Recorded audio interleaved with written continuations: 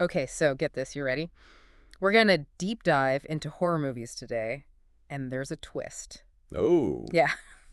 So it turns out that the biggest horror hit of 2023, at least according to audiences, wasn't really like a critic's darling, you know? hmm. Interesting. Yeah, we're talking about a film that got a whopping 90% audience rating on Rotten Tomatoes. Wow, 90%. Yeah, that's wild, right? That's pretty high. Yeah. Yeah, you don't see that kind of disconnect every day between critics and audiences. No, not at all. Definitely makes you wonder what's going on, you know? Like, what is it about this film? Yeah, like what's going on there? Yeah. A 90% audience score is pretty remarkable, especially when you compare it to the critics rating, which was 77%. Yes, 77% from critics. Still respectable, but Oh, yeah, it did. not quite as enthusiastic. It seems like there's something about this film that really just like connected with viewers, something beyond maybe what the reviews were saying. Exactly. Like, what were they seeing? Yeah. And the movie we're talking about here is Scream 6. Okay, yeah, the latest in the Scream franchise. Exactly. The latest installment in that iconic slasher franchise. And like we said, 77% from critics. That is respectable. It's not bad. It's not bad at all. But that gap, that huge gap, like, that really makes me curious, makes me want to know what's going on here. Yeah, yeah. It really raises some interesting questions. What was it about Scream 6 that resonated so strongly? Was it Jenna Ortega, I was just going to say that. you know, fresh off of her success in Wednesday? Oh, huge star power. Yeah. I mean, she's become a horror icon. Huge horror icon, yeah. So that alone probably brought in a massive audience, right? For sure. But I wonder if it was just her. Well, the article we're looking at, it suggests a few possible explanations. And yeah, you're right. Ortega's popularity, that's definitely a factor. But there's also the whole Melissa Barrera situation. Oh, right, the controversy. Yeah. Yeah, surrounding her departure from the sequel Exactly. because of her pro-Gaza statements. Yeah, and that definitely created a lot of buzz online. I mean, everywhere, really. And it likely, I think, fueled some of the fan interest in Scream 6, like maybe even more so than it would have had otherwise. Yeah. It's interesting. It's almost like the film became a rallying point, Yeah. for those who felt that she was treated unfairly. Oh, totally. Like that whole underdog effect, like when the audience roots for someone that they feel has been wronged. Exactly, yeah. And you know what? The Scream franchise, like with its history of like meta commentary on horror tropes and fandom, it's almost like uniquely positioned to tap into that kind of sentiment. Right. It's like the film itself is winking at the audience. Yeah. Like saying, hey, we know about all the real world drama. Yeah, it's very self-aware. Yeah. And I think that's a huge part of what drew audiences to Scream 6 in the first place. Mm. It felt fresh, it felt relevant, even though it's building upon a franchise that's been around for, decades. Yeah, decades. It's like the filmmakers were saying, we know what you're expecting from a Scream movie, but we're going to give you something more, Yeah. something smarter, something that engages with, what's going on in the world in a way that other horror films don't. Totally. And let's not forget, the nostalgia factor. Oh, right. Yeah. Scream 6 brought back some of the beloved characters from the earlier films. Yeah. Courtney Cox, Skeet Ulrich. Hayden Panettiere. Yeah, and that definitely appealed to the longtime fans of the franchise. Like, we're bringing back your favorites. Absolutely. Yeah. And I think that mix of, familiar faces and fresh blood, right? Like established stars and then rising talent like Jenna Ortega, Yeah. that probably broadened the film's appeal even more, like bridging between different generations of Scream fans. Totally, yeah. And Scream 6, it wasn't the only horror movie making waves in 2023. There were other films that got critical acclaim, like Huizera, The Bone Woman When Evil Lurks, and Talk to Me.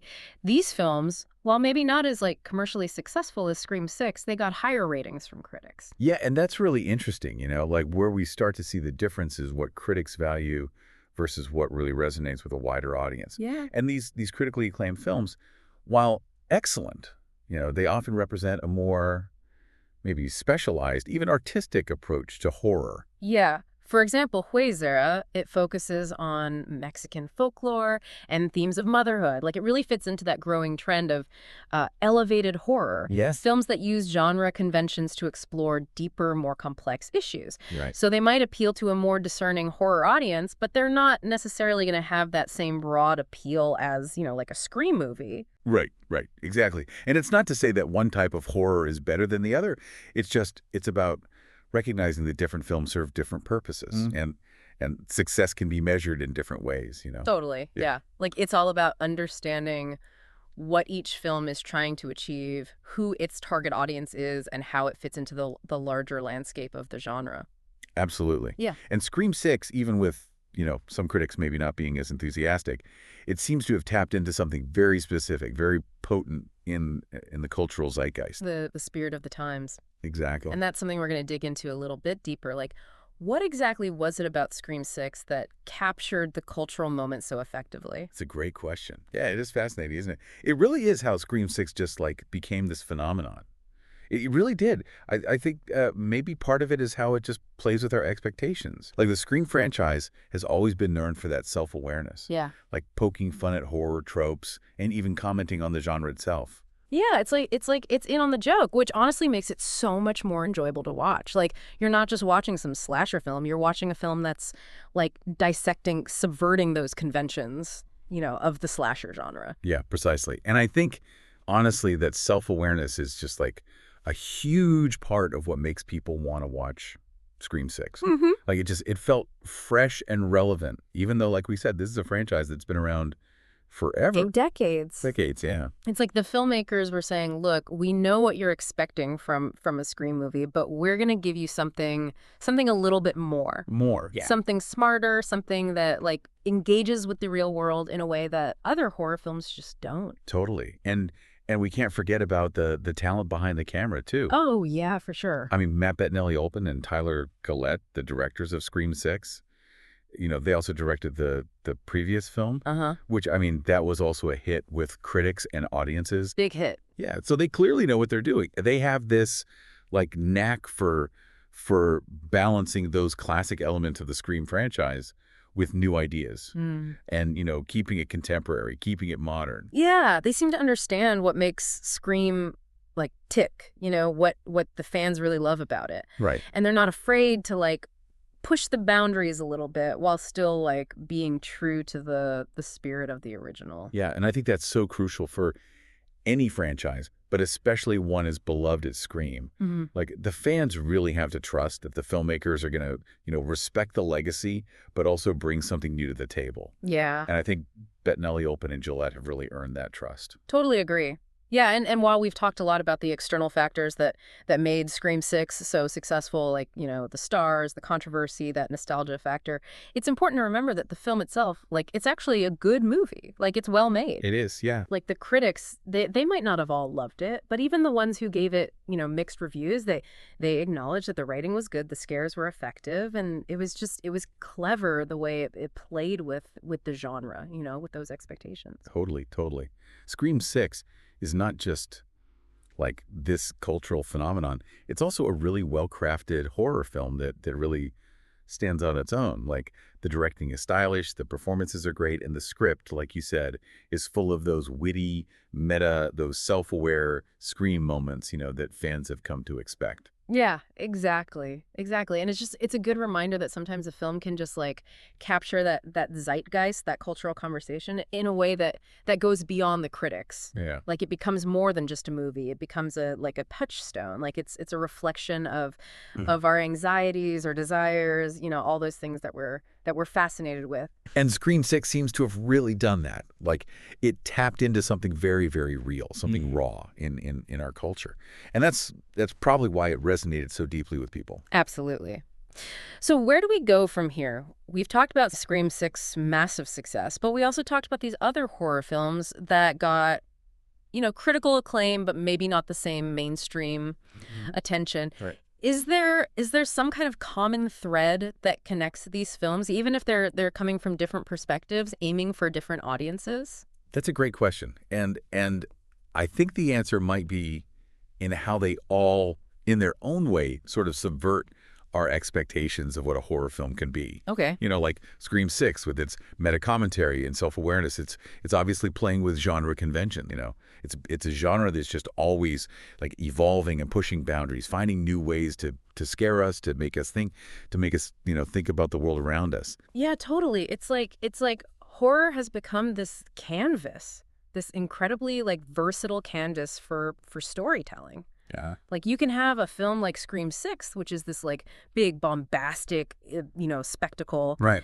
and it plays on our love of horror, but it's also, like, engaging with all the stuff that's going on in the world today.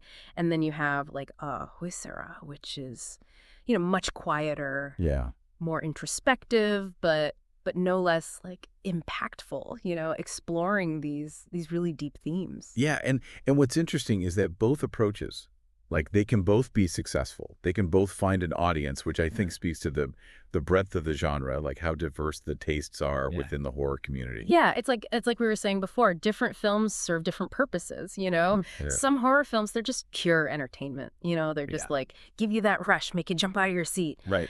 And then there are others that are trying to do something more, like to really stick with you, to make you think. Spark conversation. Yeah. To challenge, how we see things. Exactly. And the great thing is that there's room for all of that, right? There is. Horror is everything, from those classic slasher flicks to like psychological thrillers to really weird, like experimental, like art house stuff. It's true. And all that variety, all the evolution, that's what keeps the genre like fresh and exciting. Yeah. It's like you never know what you're going to get next. Right. What new crazy twist is waiting around the corner. Exactly. It keeps you on your toes. It makes you think, okay, what's next? Yeah. So it all comes back to our original question, right? Yeah. What does the success of something like Scream 6 and the critical acclaim for movies like Huizera, what does that tell us about horror today? I think it shows that, honestly, like, horror's in a really healthy place. Creatively, commercially, there's an audience for everything, Yeah. All kinds of horror. Yeah. And filmmakers are responding to that with, just this wave of innovative, thoughtful, and, of course, scary films. It really is a great time to be a horror fan. Like, that's for sure. So I guess, like, the takeaway from all this is, just don't be afraid to explore. Yeah. Go deep into the world of horror movies. Check out the classics. Check out the new stuff. Don't be afraid to try things that you wouldn't normally watch. Yeah, get out of your comfort zone. You never know. You might find something you love. You might be surprised. You might be surprised, exactly. And remember, a film's success, it's not just about box office numbers or what critics say. Right. It's about, like, the impact it has on people, the conversations that it starts, and how it reflects, what's going on in the world around us. Absolutely. So, yeah, go watch Scream 6. Go watch Huizera. Go watch, whatever horror films you're curious about. Make up your own mind. Talk about them. And let's keep this conversation going. Like, the world of horror, it's huge. It's vast. It's always changing. And there's always something new to discover. There you have it. That's our deep dive for today. Thanks for listening.